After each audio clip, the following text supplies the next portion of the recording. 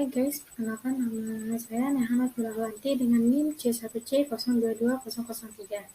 Di sini saya akan mempresentasikan materi yang keenam yaitu SPT dan SSP. Kita masuk ke pendahuluan. Melaporkan SPT merupakan kewajiban bagi setiap wajib pajak, baik orang pribadi maupun badan. Kewajiban dalam melaporkan SPT bahkan diatur oleh undang-undang. Oleh karena itu, jika terjadi kelalaian dalam melaporkan SPT, dapat berujung pada sanksi administrasi atau denda yang besarnya ditentukan berdasarkan jenis SPT.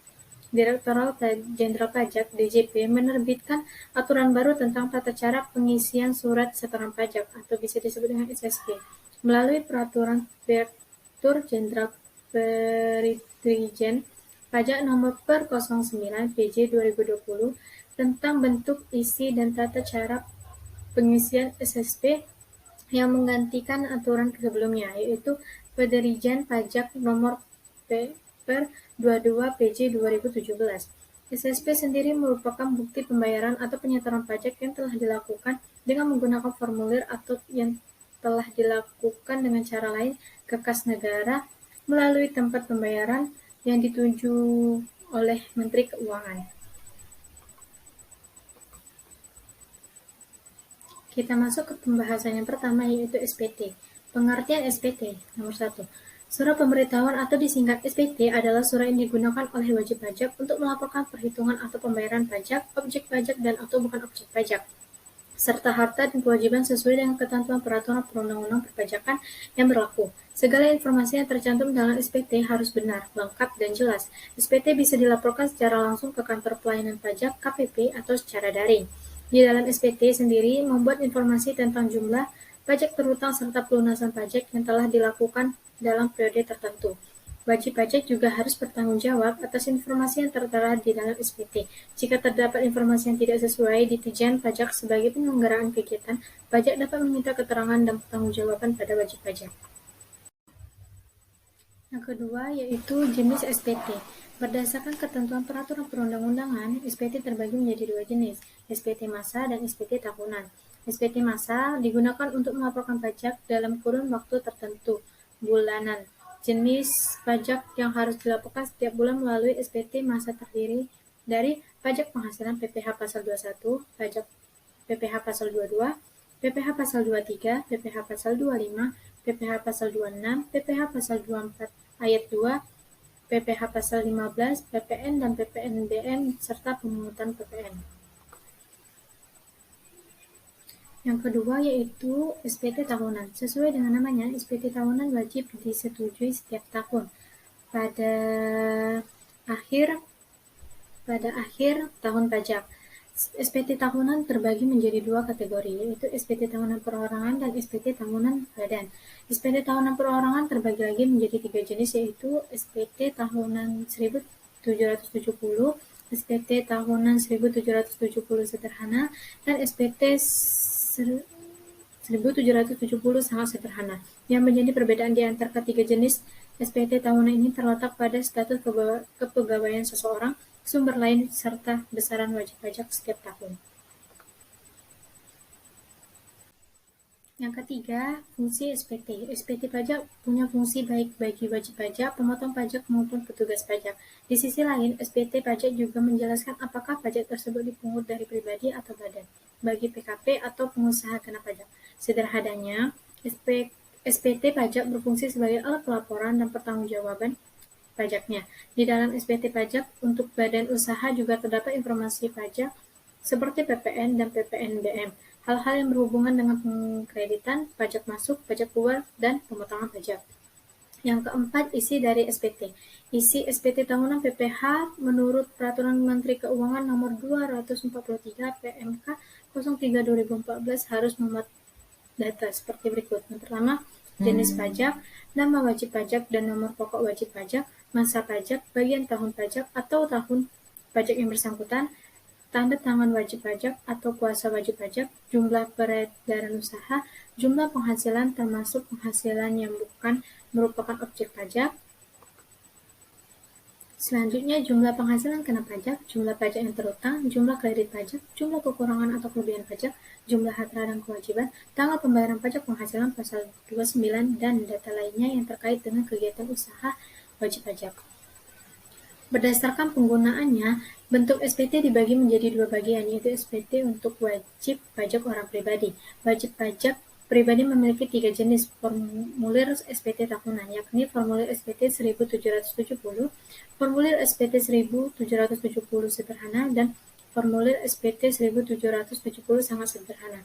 Ketiga formulir tersebut diklarifikasikan berdasarkan jumlah dan sumber penghasilan yang diperoleh wajib pajak dan orang pribadi dalam suatu tahun pajak. Yang pertama yaitu formulir SPT tahunan 1770 adalah formulir yang digunakan wajib pajak orang pribadi yang memiliki status sebagai pemilik bisnis dan pekerja dengan keahlian tertentu atau bisa disebut pekerja lepas, misalnya pemilik usaha catering, dokter, pengacara, dan lain-lainnya. Dan ini contoh dokumen SPT tahunan 1770.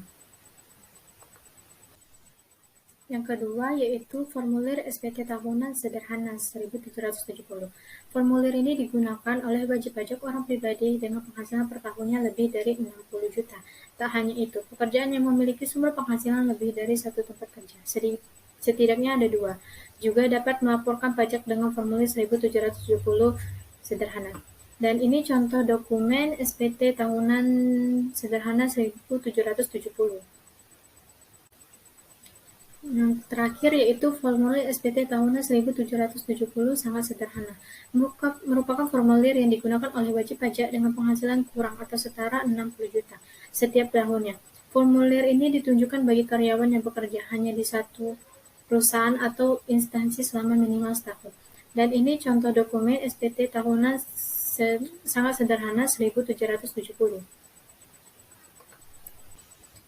Dan selanjutnya ada formulir tambahan yang juga perlu dipersiapkan oleh wajib pajak orang pribadi, yakni formulir 1712A1 dan 1712A2 yang diberikan oleh pemberi kerja. Dengan formulir 1712A1 bagi pekerjaan swasta dan formulir 1712A2 bagi pegawai negeri seperti PNS. Yang kedua, SPT untuk wajib pajak badan. SPT tahunan badan. SPT tahunan PPh badan ada 2 jenis, yaitu formulir 1771 untuk menyelenggarakan pembukuan dalam mata uang rupiah. Yang kedua, formulir 1770 dolar untuk yang menyelenggarakan pembukuan dalam mata uang US dollar. Pada SPT tahunan badan 1771 berisikan informasi seperti NPWP, nama dan alamat pemotong pajak, rincian penghasilan, perhitungan pemotongan PPh, dan informasi lain secara detail. Berikut contoh SPT 1771. Ini contoh SPT tahunan badan. Sebelum mengisi SPT tahunan badan, ada baiknya mempersiapkan dokumen-dokumen berikut sebagai kelengkapan. SPT masa PPN, SPT masa PPN pasal 21 mulai dari Januari sampai Desember, bukti pemotongan PPh pasal 23 mulai dari Januari sampai Desember, bukti pemungutan PPh pasal 22 masa pajak mulai dari Januari sampai Desember, bukti pemotongan PPh pasal 4 ayat 2 pajak mulai dari Januari sampai Desember, bukti pembayaran PPh pasal 25 mulai dari Januari sampai Desember, bukti pembayaran atas STP surat tagihan pajak PPh pasal 25 masa pajak Januari sampai dengan Desember serta laporan keuangan. Yang kedua yaitu SPT masa badan. SPT masa badan adalah untuk melaporkan pajak pada negara bulanan. SPT masa untuk pajak penagihan PPh maksimal dilaporkan pada tanggal 20 bulan berikutnya. Sementara untuk jenis SPT masa PPN maksimal dilaporkan pada akhir bulan berikutnya. Ada banyak jenis SPT masa pajak penghasilan PPh seperti terlampir berikut.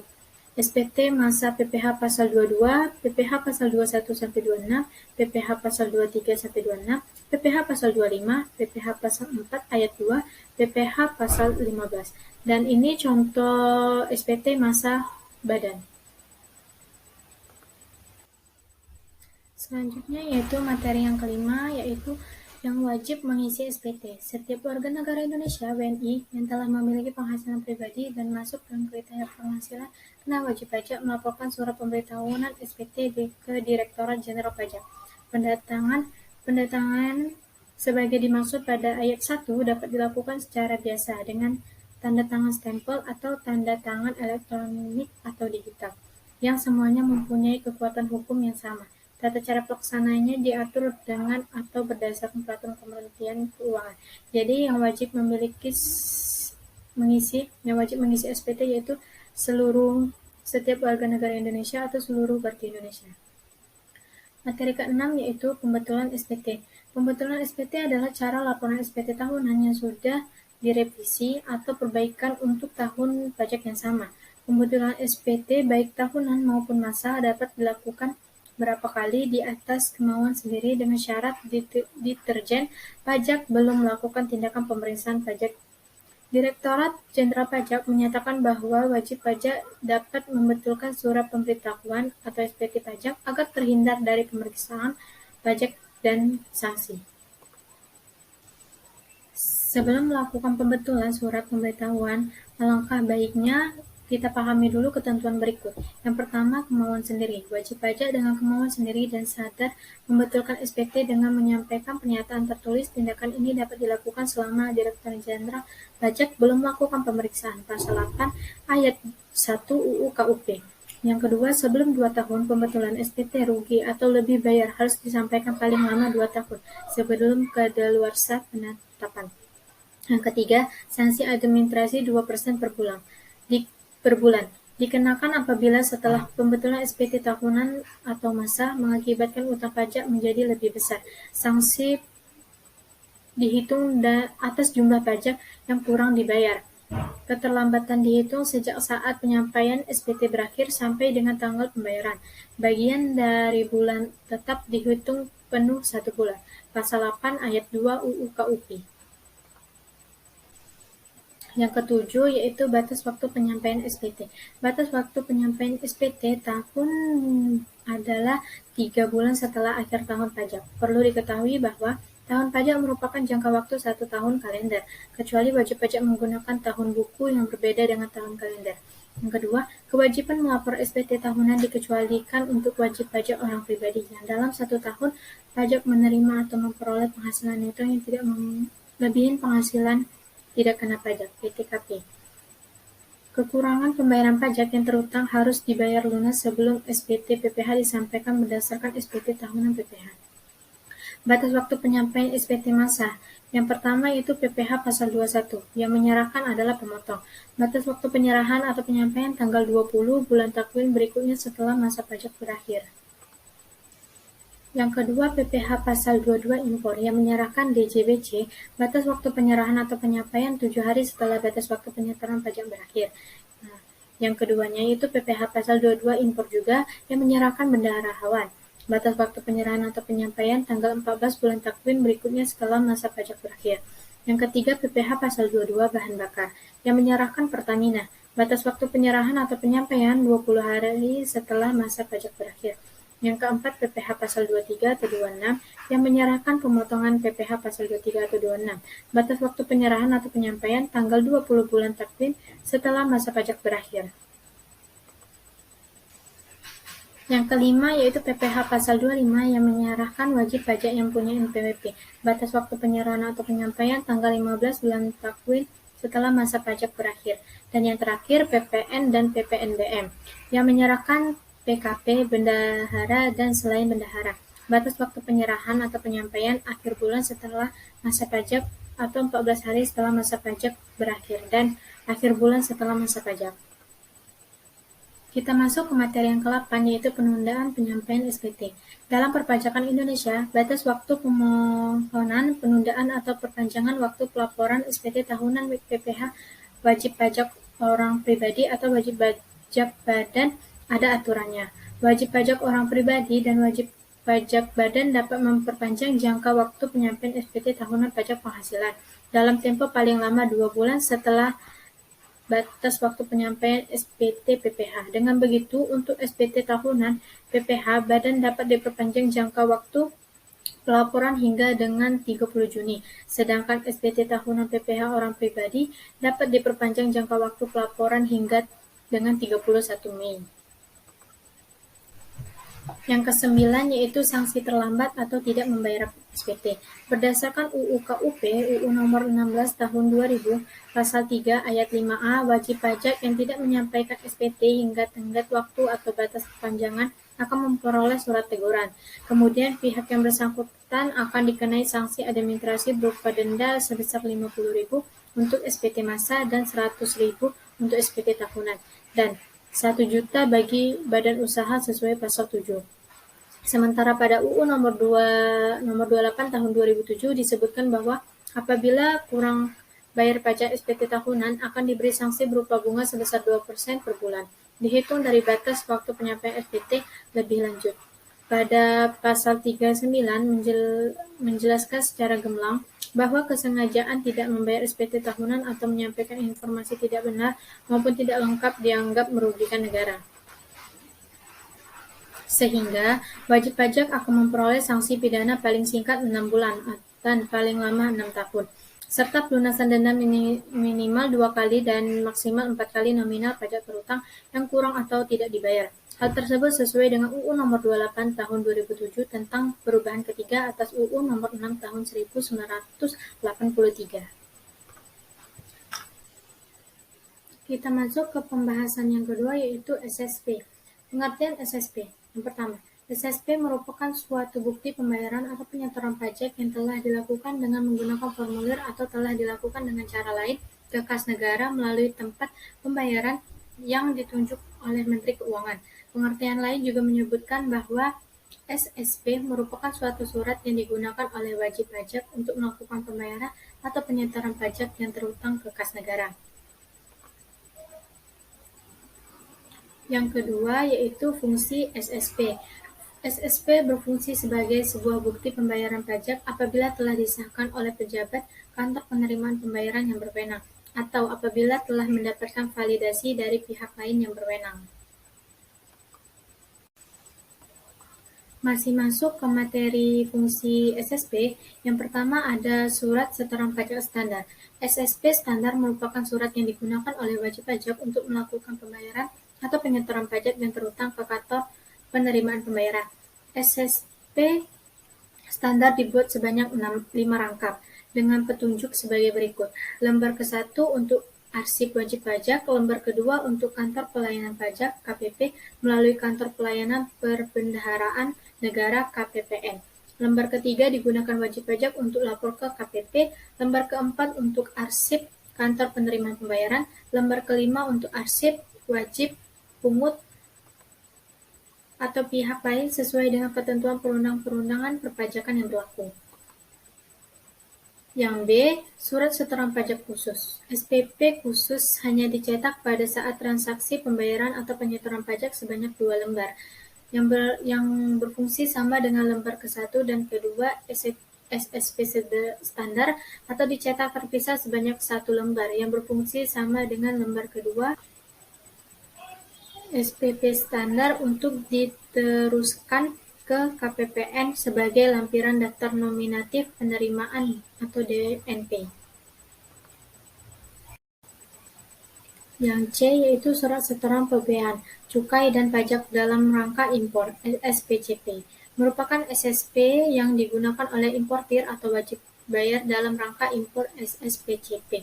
Ini dibuat dalam rangkap 6 dengan petunjuk sebagai berikut. Lembar ke-1A untuk KPPBC, Kantor Pengawasan dan Pelayanan Bea dan Cukai melalui penyetoran wajib pajak. Lembar ke-1B untuk penyetoran atau wajib pajak. Lembar ke-2A untuk KPBC melalui KPPN. Lembar ke-2B dan ke-2C untuk KPP melalui KPPN. Lembar ke-3A dan ke-3B untuk KPP melalui penyetoran atau wajib pajak atau KPBC. Lembar ke-4 untuk Bank Persepsi atau Pos Indonesia. Yang D, surat setoran cukai atas barang kena cukai dan PPN hasil tembakau buatan dalam negeri (SSCP). SSCP ini merupakan SSP yang digunakan oleh pengusaha untuk cukai atas barang kena cukai dan PPN hasil tembakau buatan dalam negeri. Surat setoran ini dibuat dalam rangkap 6 dengan peruntuk sebagai berikut.